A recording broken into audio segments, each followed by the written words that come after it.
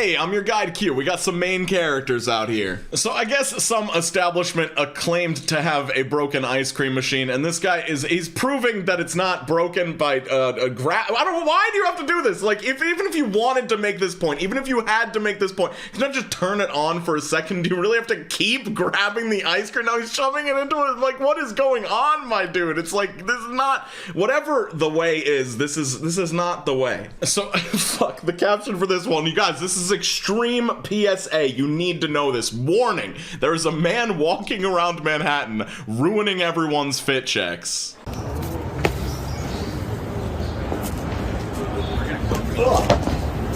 Are you fucking serious? Oh my... Like, the caption made me think it was a joke, but that interaction seemed real, and it's like, I guess this guy could have made a much more extreme turn to get around you, but bro, when you're walking backwards and then you extend your leg out this, like, what do you expect to happen? What are you doing? Like, you live in New York, you must know, it's a fast pace, people are just fucking moving. You gotta look where the fuck you're going, dude. So this girl's at a Houston Astros baseball game, and the girls behind her are not being so nice. Check it out. Watch my confidence disappear after these random girls make fun of me for taking pics. Okay, feeling my Spice vibes.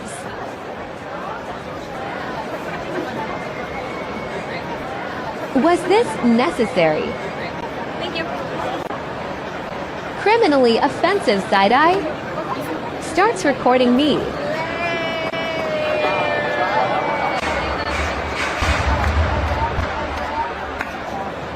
Telling her bestie it. I can literally hear the whole convo.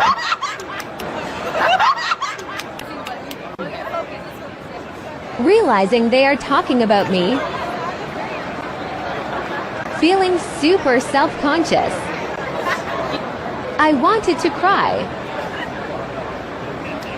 Are the girls behind her being mean? Sure, definitely. Like, the lame comment, the finger, the laughing, the talking, but like, you've been filming them this whole time. You're like, she's filming me. It's like, you've been filming them for however long this has been going on for. Like, this must have been a pretty long shoot. If one, you got all of this footage, and this is clearly being edited, so it must have gone on much longer than this. Like, I'm okay with a reasonable amount of social media. Like, you take a couple pictures of yourself, you take a picture of the field, you got some memories for the day, but it's like a whole photo shoot. Like, you gotta get the candid photo, you gotta get in the ring photo. It's just too much, and when you do too much, guess what? You're drawing attention to yourself, and it's just, I don't know, I think as a society, we're kind of tired of this shit. There's a woman has a torch on a main street in some city, and just so YouTube knows, this was actually a professional stunt artist on a closed set.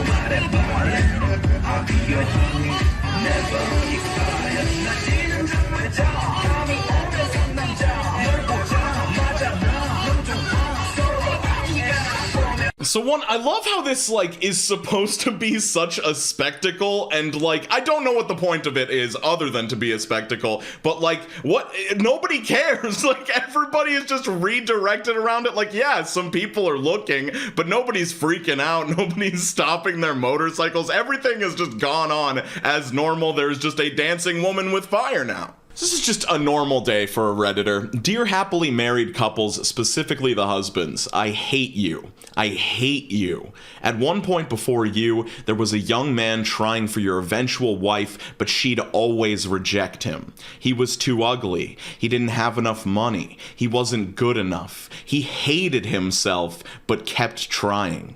You then came along and made her fall for you, and all of you would post it on social media to add to the rejected man's pain.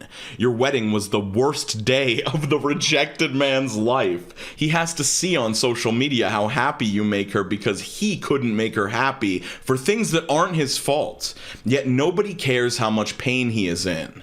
You ruined his life, and he hates you every day, and you made him give up on happiness. Then she had your child.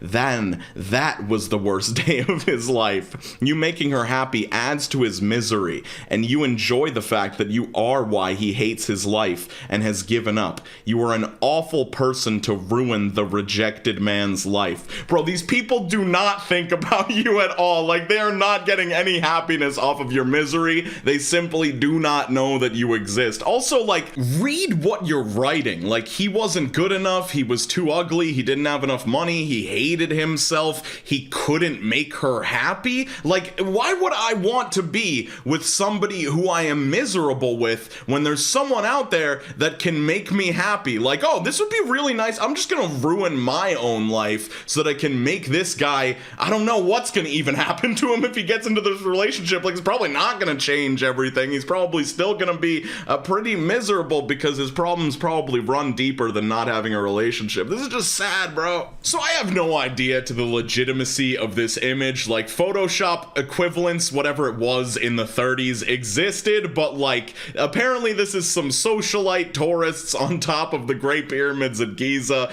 and it kind of shows that just like nothing has changed. Like, this feels very reminiscent of everything that happens today, but just a slightly different aesthetic, you know? This is just a cardinal sin. This woman is filming herself at this concert, and you got the full ring light on top of your phone. Like, it's just, how do you do this unironically? Like, it does not feel possible to have it in you to do this at a show. Like, there are people performing. There's an actual real performance going on, and you're just doing your thing. I mean, I guess you're like sort of separate. I can't defend this person at all. This is just too weird. All right, this is a fucking post from the Boulder Collective. Anyway, here you go. Just a gentle reminder to please close your windows when cooking meat. As a vegan runner, it is always hard for me. I try to go out running several nights a week around dinner time. When you are cooking with all the windows open, the smell of meat can be quite overpowering. Honestly, the odor is offensive. Please have empathy for your plant-based neighbors by closing windows when cooking meat and only cooking vegetables if possible. I do not want to be a stereotype, so I won't go into detail on why cooking animals is offensive, but I encourage you to do your research and join the movement with others who are fighting back. Okay, so this post, I've seen it on 500 different Facebook groups. Sometimes it says, remember, namaste at the end. Like, it's just a completely fake, made-up thing. Like, I hate when there are actually, like, annoying people out there. Like, there are definitely vegans. Vegan teacher, for example. People that are so annoying and overbearing with their veganness that you do not need to make up fake, annoying vegans. They are out there. Go find them. So the caption for this has had to do a double take to see if this was a movie set, and it's just a guy running in the middle of the fucking road. Like, this is a real thing that's out there. Like, this dude's just doing his thing. Like, I feel like runners just make up these rules in their head of like, well, no, I'm actually on the yellow line, so that's technically no car should be traveling on there. So if they're not giving me a wide berth, that's just them breaking the rules of the road. Like, I was just driving to my parents' house, and I hate when runners will be like there's a sidewalk right next to them, but they're running on the street anyway. Like, I understand the sidewalk is uneven and it might like do something, but do you not care about like your safety from the fucking cars on the road? Like, I don't know. So another individual with absolutely no care for their fucking safety, but this time they're in a vehicle. This traffic starts to stop in this tunnel, and it's because somebody is trying to make a 3-point turn in the middle of a tunnel with absolutely no margins whatsoever. Like, there are only lanes that cars are driving in, and this person's just, I'm gonna do it. You know what? They'll have to stop for me. That's like the mentality of so many of these people. Is like, other people on the road that may or may not be looking at their fucking phones because they're also idiots, they'll definitely stop for me. Like, this will be safe because other people, they'll just look out for me. This one's captioned, when a random ruins your rollers. This dude's trying to film his buddy in a Mustang or something like that, and a Prius overtakes him for like 2 seconds, and somehow it's worthy of the caption, real life NPCs. Bro, I didn't realize you rented out this highway to be a closed film set where nobody was gonna get involved in your shot. Like, what are you talking about, bro? Also, maybe the reason the Prius passed you is because you're going slower than the far right-hand lane in the left lane. Like, this dude's just trying to get somewhere. Like, you're on the highway blocking shit up. So this is probably a fake post, but who cares? I spent 6K and over 40 hours building my 100% movie accurate Groot costume, and yet all the idiots in my office can't stop emailing about Shannon's dumbass toddler's bullshit baby Groot costume that honestly looks like a turd in a marshmallow.